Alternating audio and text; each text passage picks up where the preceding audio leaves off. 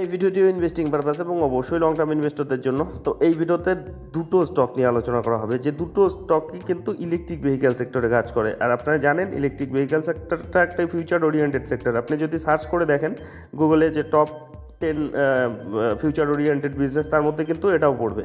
তো এক্ষেত্রে এই সেক্টরটার কিন্তু প্রচণ্ড গ্রোথ আগামী কিন্তু 5-10 বছরে কিন্তু আসতে পারে মার্কেটে, যেটা বিশেষজ্ঞরা ফোরকাস্ট করছে। আর সেক্ষেত্রে এ ধরনের স্টক যারা ইলেকট্রিক ভেহিক্যাল নিয়ে কাজ করছে তাদের মধ্যে কিন্তু প্রচণ্ড গতি অলরেডি এসে গিয়েছে। আপনি যদি দেখেন টাটা মোটর আজকের ডেটে এত ছুটছে কেন, তার মধ্যে কিন্তু কোনো গতিই ছিল না। সে গত 1.5-2 বছর ধরে কিন্তু এই তাদের মধ্যে কিন্তু নড়াচড়া শুরু হয়েছে এবং অলরেডি কিন্তু একটা মাল্টিপ্যাকার রিটার্ন দিয়ে দিয়েছে। মানে 2018 থেকে যদি দেখেন নিচের দিকেই নাম ছিল কিন্তু এই টাটা মোটর। যখন থেকে ইলেকট্রিক ভেহিক্যাল নিয়ে আলাদাভাবে ফোকাস করা হচ্ছে, সরকারিভাবে হোক বেসরকারিভাবে হোক বা গোটা বিশ্বই কিন্তু এই ব্যাপারটাতে, মানে অন্যান্য যে উন্নত কান্ট্রিগুলো কিন্তু ইলেকট্রিক ভেহিক্যাল নিয়ে অনেকটাই এগিয়ে রয়েছে। তো ইন্ডিয়াও কিন্তু এর পেছন আর কি কাজ শুরু করে দিয়েছে এবং সরকারিভাবে কিন্তু সহযোগিতা করছে, সরকার কিন্তু এটাকে উৎসাহ দিচ্ছে। তো সেক্ষেত্রে তখন থেকেই কিন্তু এ ধরনের যে কোম্পানিগুলোর মধ্যে কিন্তু ভালো রকম গতি এসেছে। তো যাই হোক, এ ধরনের দুটো ছোট স্টক নিয়ে আলোচনা করা হবে, যে স্টকগুলো ভবিষ্যতে বড় স্টকে পরিণত হওয়ার, বড় কোম্পানিতে পরিণত হওয়ার কিন্তু ক্ষমতা রাখে বলে বিশেষজ্ঞরা মনে করছে। তো যাই হোক, এই যে কোম্পানি দুটোর যে ফান্ডামেন্টাল, ফিনান্সিয়াল, এদের যে ব্যবসা, এইসব নিয়ে আর কি এই ভিডিওতে আলোচনা করা হবে। তো এটা দেখলে আপনাদের এই কোম্পানিগুলো সম্বন্ধে একটা ধারণা আসবে এবং আপনাদের সিদ্ধান্ত নিতে সুবিধা হবে যে এই কোম্পানিগুলোকে লং টার্মের জন্য পোর্টফোলিওতে অ্যাড করা যায় কিনা। তো যাই হোক, চলে আসি সেই কোম্পানিগুলো পরিচয়। আচ্ছা, প্রথম যে স্টকটি রয়েছে সেটা হচ্ছে Wardwizard Innovation and Mobility Limited, যেটা বর্তমানে 60 টাকা 61 টাকার এরকম রেটে চলছে। তো এই স্টকটি যদি দেখেন, এটা 2 হুইলারে কাজ করে, এখনও 4 হুইলারে এরা হাত বাড়ায়নি। তো 2 হুইলারের ক্ষেত্রে এদের যে ব্র্যান্ড রয়েছে, যেমন জয়ী বাইক, তো এই জয়ী বাইক কিন্তু বর্তমানে ভীষণ পপুলার হচ্ছে। আপনি যদি সেলস গ্রোথ দেখেন না, মানে এই বছরের জানুয়ারিতে যে সেলস গ্রোথটা ছিল প্রায় 38%-এর মতো কিন্তু সেলস গ্রোথ ছিল, যেটা আপনি নিউজেই দেখতে পারবেন। তো এদের যে 2 হুইলারের যে প্রোডাক্টগুলো রয়েছে সেগুলো কিন্তু মার্কেটে খুবই পপুলার। বিশেষ করে তাদের যে স্কুটিগুলো রয়েছে কিংবা বাইকগুলো রয়েছে সেগুলো কিন্তু বর্তমানে খুবই পপুলার হচ্ছে। তাদের সেলস গ্রোথ দেখলেই মানে ডেটাটা শুনেই বুঝতে পেরেছেন। তো যাই হোক, এর যদি দেখেন 22টির মতো রিটেল আউটলেট রয়েছে, 900টির উপর ডিলার রয়েছে, 50,000-এর উপর তাদের হ্যাপি কাস্টমার রয়েছে, এমপ্লয়মেন্ট তারা তৈরি করেছে 5,000-এর মতো, মানে যথেষ্ট কিন্তু গ্রোয়িং একটা কোম্পানি। তো এই কোম্পানির যদি আপনি রিটার্নটা দেখেন, এই কোম্পানির দেখুন প্রোডাক্টগুলো আগে, এদের স্কুটি যে প্রোডাক্টগুলো রয়েছে হাই স্পিড, দেখুন ওল্ড, মিওস, জেনেক্স, নানু, এগুলো কিন্তু ইদানিং খুব পপুলার ব্র্যান্ড। হেরিকেন, বিস্ট, এগুলো তো খুবই পপুলার হচ্ছে দিন দিন। তো এই কোম্পানির রিটার্নটা দেখুন, এই কোম্পানির চার্টটা দেখলেই বুঝতে পারছেন একটা কিন্তু কারেকশন কনসলিডেশন ফেজের মধ্যে দিয়ে যাচ্ছে। এখনও যদি দেখেন অল টাইম হাই থেকে প্রায় 30%-এর উপরে কারেকশনে রয়েছে, প্রায় 40%-এর কাছাকাছি বলা যায়। তো এই স্টকটি কিন্তু মানে যারা প্রথম থেকে হোল্ড করছে, এটা বেশি দিন হলো না মার্কেটে নামার, 2019-এ এটা মার্কেটে নেমেছে, তখন থেকে এখন পর্যন্ত 689% কিন্তু একটা ভালো সরল রিটার্ন দিয়েছে। গত 6 মাসের হিসেবে দেখলে 50% রিটার্ন দিয়ে দিয়েছে 6 মাসেই, ভালো রকম গতি এসেছে। গত 1 বছরের হিসেবে দেখলে 19%-এর মতো একটা লং টার্ম হিসেবে দেখলে দেখুন একটা কনসলিডেশন বা কারেকশন ফেজই বলা যায় এটাকে। কিন্তু তার আগে কিন্তু একটা বড় সড়ো রিটার্ন দিয়েছিল। তো এত বড় রিটার্ন দেওয়ার পর এই কারেকশনটুকু স্বাভাবিক, প্রায় 1100-1200%-এর মতো কিন্তু একটা মাল্টিপ্যাকার রিটার্ন দিয়েছে, তারপরেই কিন্তু এই কারেকশন স্টেজটা চলছে। তো যাই হোক, এই কোম্পানির যদি আপনি ফান্ডামেন্টাল প্যারামিটারগুলো দেখেন, এর মার্কেট ক্যাপিটাল মাত্র 1583 কোটি। তো বুঝতেই পারছেন কত ছোট কোম্পানি। প্রাইস আর্নিং রেশিও 140, এত ছোট কোম্পানিতে এরকমই থাকে সাধারণত। রিটার্ন অন ইকুইটি 12.3%-এর মতো, বুক ভ্যালু 3.54 রয়েছে, বর্তমানে 60 টাকায় চলছে। ফেস ভ্যালু একই রয়েছে, ডিভিডেন্ডও দিচ্ছে 1.15% হিসেবে। এখন দেখুন এদের বিজনেস কেমন গ্রোথ রয়েছে দেখুন। আগে তাদের কোম্পানি কোনো সেলসই ছিল না, দেখুন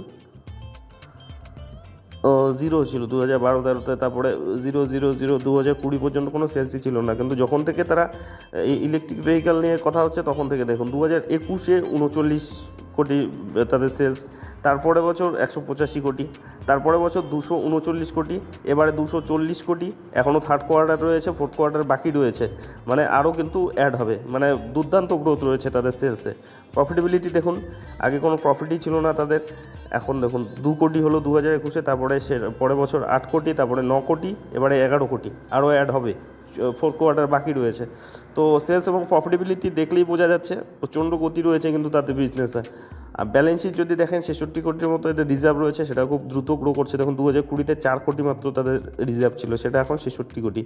আর ঋণ যদি দেখেন 49 কোটির মতো কিন্তু ঋণও রয়েছে। তো যার মধ্যে অবশ্য শর্ট টার্মেই বেশিটা রয়েছে, লং টার্মে মাত্র 4 কোটি রয়েছে। তো যথেষ্ট ভরসাশীল, মানে ভরসাযোগ্য কিন্তু রয়েছে এর ব্যালেন্স শিটটা। মাত্র 4 কোটি রয়েছে তার লং টার্মে হিসাবে ঋণ। আর যদি শেয়ার হোল্ডিং প্যাটার্ন দেখেন 68%-এর ওপরে রয়েছে প্রোমোটার, যেটা একটা ভরসা যোগায়। আপাতত এত ছোটো কোম্পানিতে এফআইডিএ এটা কিন্তু এন্ট্রি মারেনি, এফআইরা জাস্ট নজর দিয়েছে। দেখুন 0.04%-এর কিন্তু হোল্ডিং রেখেছে তারা। আর যে প্রোমোটাররা যথেষ্ট হোল্ডিং নিয়ে বসে আছে এবং তারা কিন্তু হোল্ডিং তাদের অক্ষতই রেখেছে 68.42%। তো যাই হোক, এত ছোটো কোম্পানিতে যে ডেটাগুলো রয়েছে এই ছোটো কোম্পানি হিসাবে কিন্তু যথেষ্ট ঠিকঠাকই রয়েছে। তো ভবিষ্যতে কিন্তু এদের যদি এরকম ব্যবসার যদি গতিটা ঠিক থাকে, তাদের যে হারে সেলসটা বাড়ছে আর কি, প্রফিটেবিলিটি বাড়ছে, এই ধারা যদি অব্যাহত রাখে তবে কিন্তু খুব বড় কোম্পানিতে পরিণত হওয়ার এবং বড় রিটার্ন দেওয়ার কিন্তু একটা সম্ভাবনা থাকে। তো যাই হোক, এই কোম্পানিটিকে আপনার নজরের মধ্যে রাখতে পারেন। এরপরে যেটা কোম্পানি রয়েছে সেটা হচ্ছে রতন ইন্ডিয়া এন্টারপ্রাইজ লিমিটেড। তো এই কোম্পানি আপনি এর ডেটাগুলো দেখলে, মানে এর ফান্ডামেন্টাল প্ল্যানমেন্টও যদিও এখনও স্ট্রং না, কিন্তু যথেষ্ট সম্ভাবনাময় রয়েছে। কারণ এদেরও কিন্তু বিজনেস রয়েছে, তাদের আবার ডাইভার্সিফাইড বিজনেস রয়েছে। ওটা যেমন খালি ইলেকট্রিক ভেহিকেলে কাজ করে, এটা কিন্তু যদি দেখেন ড্রোন নিয়ে কাজ করে, তারপরে ইলেকট্রিক ভেহিকেল নিয়ে কাজ করে, তারপরে রিটেল সেক্টরে মানে ফ্যাশন এগুলো নিয়ে কাজ করে, তারপরে তাদের এনভিএসপি সেক্টরেও কাজ রয়েছে। এরকম ডাইভার্সিফাইড বিজনেস রয়েছে। তো তার মধ্যে সবচেয়ে যে দুটোকে আর কি ফোকাস দিচ্ছে আর কি, যার জন্য আর কি এটা গ্রো করতে পারে বলে বিশেষজ্ঞরা ধারণা করছে, সেটা হচ্ছে তার যে ইলেকট্রিক ভেহিকেল সেক্টরটা আর যে ড্রোন সেক্টরটা নিয়ে। তো দেখুন তার যে প্রোডাক্ট রিভোল্ট তাদের ব্র্যান্ড, তো রিভোল্ট তারা 2 হুইলার নিয়েই কাজ করে। তো এই ব্র্যান্ডটিও কিন্তু বর্তমানে খুবই পপুলার এবং এই বাইকটি সচরাচর এখন দেখা যাচ্ছে বড় বড় শহরে। তো যাই হোক, এই কোম্পানির যদি আপনি রিটার্নটা দেখেন, দেখুন একটা কিন্তু বড় সড়ো কনসলিডেশন ফেজের মধ্য দিয়ে যাওয়ার পর ইদানিং একটু গতি দিয়েছে, আবার কিন্তু কারেকশন চলছে। এখনও অল টাইম হাই থেকে দেখলে মোটামুটি 20%-এর আশেপাশে কিন্তু কারেকশন পাবেন। 71.85 টাকায় চলছে আজকের ডেটে, মার্কেট চলাকালীন ভিডিওটা হচ্ছে। তো যদি দেখেন গত 5 বছর হিসাবে এটাই তার 1171%-এর রিটার্ন। এটা মার্কেটে নামার সেরকমই হলো 5 বছর।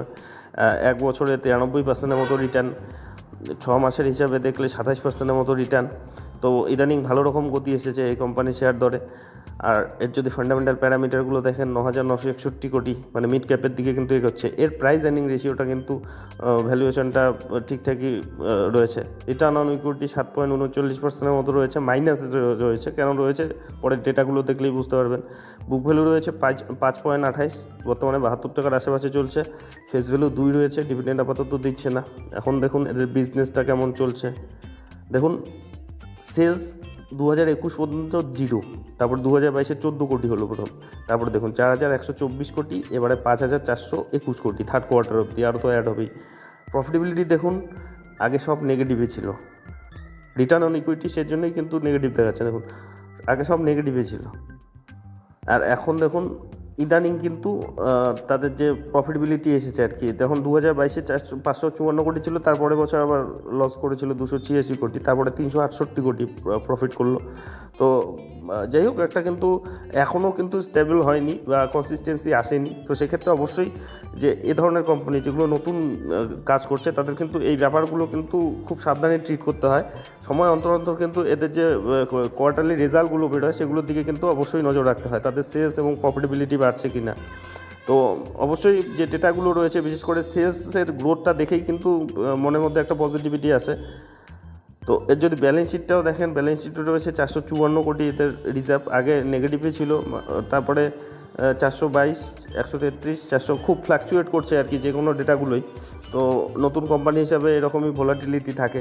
তো সেই জন্যই বলা হয় যে রিস্ক ম্যানেজমেন্ট ঠিকঠাক রেখে তবেই এই কোম্পানিগুলোতে যাবেন। কারণ এগুলো যেমন আপনাকে 5 বছরে মানে 1000% রিটার্ন দিতে পারে, তেমনি কিন্তু 2 দিনের মধ্যে 50% কারেকশন আসতে পারে। দেখুন এদের ঋণও কিন্তু রয়েছে ভালোই, 1271 কোটির মতো ঋণ রয়েছে। তার মধ্যে অবশ্য লং টার্মে একেবারেই জিরো, মানে লং টার্মে হিসেবে দেখলে কিন্তু তাদের ঋণমুক্ত কোম্পানি, কিন্তু যেটুকু রয়েছে শর্ট টার্মেই রয়েছে। তো যাই হোক, এটা খুব একটা অসুবিধা না, শর্ট টার্মেরগুলো 1 বছরের মধ্যেই লেনদেন হয়ে যায়। তো সমস্যা করে হচ্ছে লং টার্মের যে ঋণটা থাকে, তো লং টার্মে কিন্তু এদের একেবারেই ঋণ নেই।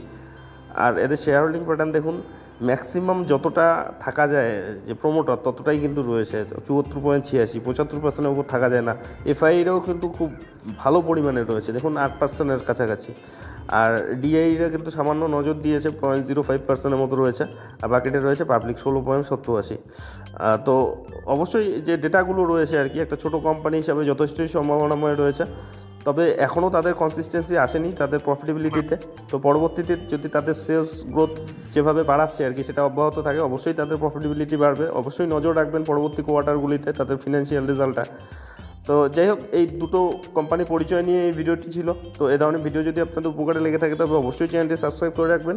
আর একটা কথা অবশ্যই, এগুলো মানে ইন্ডিভিজুয়ালি কভার করা হয়, আবার প্রশংসাও করা হয়, তো এগুলোকে রিকমেন্ডেশন হিসেবে নেবেন না। কারণ শেয়ার বাজারে আমি কোনো বিশেষজ্ঞ নই, কিংবা সেবি রেজিস্টার্ড অ্যানালিস্টও নই। আমি যা দেখছি, শিখছি, সেগুলোই আপনাদেরকে শেয়ার করার চেষ্টা করছি। আর আপনারা যখন ইনভেস্টমেন্ট করতে যাবেন আরও ডিপলি অ্যানালাইসিস করবেন, আপনাদের যে ফিনান্সিয়াল অ্যাডভাইজার রয়েছে তাদের উপদেশ নেবেন। আর অবশ্যই এগুলো ছোটো ধরনের কোম্পানি, সেক্ষেত্রে রিস্ক প্রচণ্ড থাকে। রিস্ক ম্যানেজমেন্ট ঠিকঠাক রেখে তবেই কিন্তু ইনভেস্টমেন্টের কথা ভাববেন। তো যাই হোক, ভিডিওটি শেষ পর্যন্ত দেখার জন্য ধন্যবাদ।